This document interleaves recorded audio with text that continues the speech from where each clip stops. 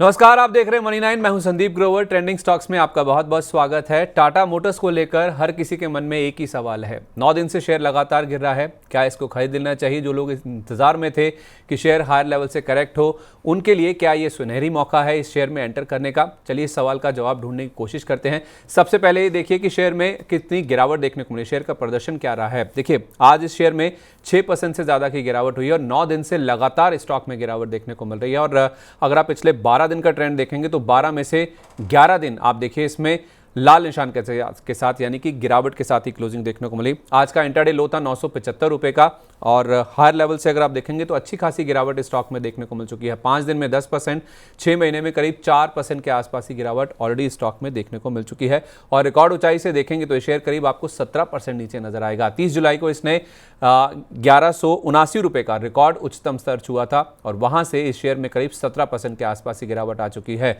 क्यों आ रही है गिरावट, पहले वो समझ लीजिए, फिर आपको बताएंगे कि आपको इस शेयर में खरीदारी करनी है या नहीं करनी है। एक्सपर्ट्स क्या कह रहे हैं इस शेयर को लेकर। देखिए गिरावट की वजह है आज यूबीएस की जो रिपोर्ट आई है जिसमें सेल रेटिंग को अभी भी बरकरार रखा गया है। 825 रुपए का टारगेट दिया गया है। कल की यानी कि मंगलवार की क्लोजिंग से देखेंगे ये जो 825 रुपए का टारगेट दिया गया है ये करीब करीब 20% नीचे की ओर इशारा कर रहा है कि 20% शेयर और यहां से गिरता हुआ नजर आ सकता है।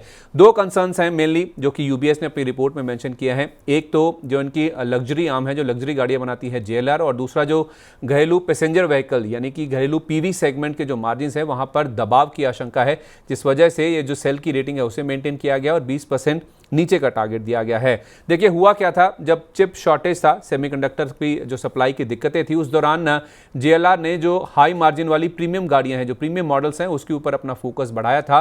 और उस दौरान जब इन्होंने अपना फोकस प्रीमियम गाड़ियों पर बढ़ाया था तो इनका एवरेज सेलिंग प्राइस और उसके साथ साथ जो मार्जिन हैं इन दोनों में वृद्धि देखने को मिली थी। अगर आप औसत बिक्री मूल्य देखेंगे तो वो 23,000 पाउंड, 49,000 पाउंड से 72,000 पाउंड हो गया था।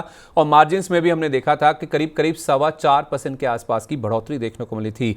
लेकिन अब हो क्या रहा है कि जो प्रीमियम मॉडल्स हैं, जो प्रीमियम गाड़ियां हैं, उनकी डिमांड में कमी देखने को मिल रही है और इनकी जो ऑर्डर बुक है जेएलआर की वो भी प्री कोविड स्तर के नीचे जाती हुई नजर आ रही है। इन्होंने जो लेटेस्ट नंबर्स रिपोर्ट किए थे पहली तिमाही के, उसमें अगर आप देखेंगे जो अपडेट आया था उसके हिसाब से देखा जाए तो जेएलआर में स्लोडाउन और डिस्काउंट बढ़ने की जो आशंका है वो साफ तौर पे देखने को मिल रही है। वो इसलिए क्योंकि इनकी ऑर्डर बुक आप देखिए Q4 के एंड पे जहां पे 1,33,000 यूनिट पे थी, वो पहली तिमाही के जो नंबर्स आए हैं वहां पर अगर आप देखेंगे तो घटकर 1 लाख यूनिट के आसपास आती हुई दिखी है।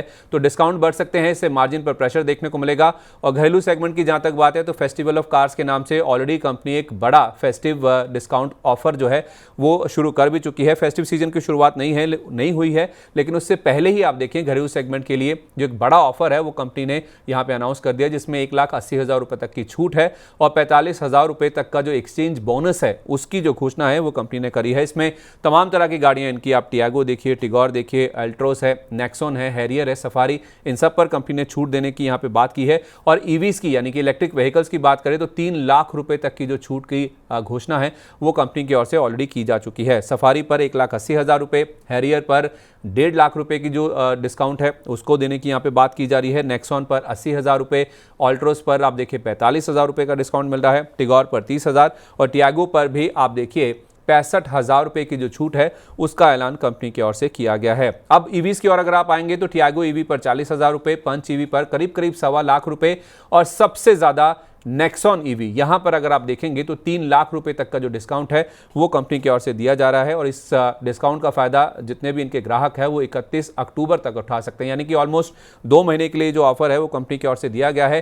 क्यों दिया गया है? क्योंकि इनकी बिक्री घट रही है। अगस्त में आप देखिए इनकी बिक्री 4.5% के आसपास घटी थी। इस वित्त वर्ष यानी कि FY25 में देखें तीसरी बार है, तीसरी मासिक गिरावट हमने देखी इनकी सेल्स में आती हुई दिखी है, जिस वजह से कंपनी फेस्टिव सीजन से पहले ही डिस्काउंट लाने के लिए यहां पे मजबूर या फिर विवश होती हुई दिखी है। और उसी वजह से मार्जिन पर प्रेशर आएगा, चाहे डोमेस्टिक की बात करें पीवी सेगमेंट की या फिर इनकी जो लग्जरी आर्म है जेएलआर, वहां पे प्रेशर आ सकता है, जिस वजह से यूबीएस ने सेल रेटिंग मेंटेन करी है और 20% नीचे का टारगेट दिया है। तो क्या ये जो 9 दिन से गिरावट हो रही है ये खरीदारी करने का मौका है?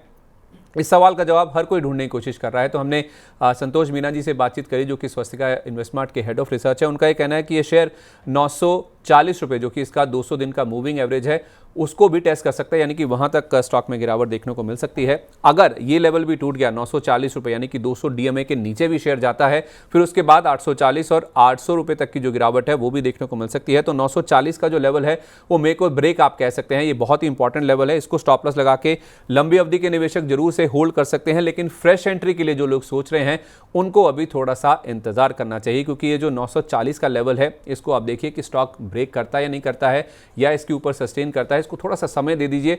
940 के ऊपर टिका रहता है तो आपको यहां पे खरीदारी करनी है। फिर 1040 रुपए तक के टारगेट भी देखने को मिल सकते हैं, लेकिन जो लंबी अवधि के निवेशक हैं 940 पर अपनी एकदम नजर टिका के रखें। अगर ये लेवल टूट जाता है फिर नीचे में 840 800 रुपए तक के लेवल्स भी देखने को मिल सकते हैं। तो टाटा मोटर्स लगातार 9 दिन से गिर रहा है, लेकिन अभी भी खरीदारी करने के लिए थोड़ा सा समय आपको देना होगा। 940 के लेवल को आप ध्यान में रखिए। अगर ये लेवल टूट गया तो गिरावट बढ़ेगी, अगर ये सस्टेन कर जाता है तो फिर आप चाहें तो खरीदारी का मन यहाँ पे बना सकते हैं। तो टाटा मोटर्स फोकस में है, ट्रेंडिंग है। ऐसे ही ट्रेंडिंग स्टॉक्स पर मनी 9 का फोकस लगातार जारी है। इन वीडियोज़ को देखने के लिए मनी 9 के साथ आप जुड़े रहिए। नमस्कार।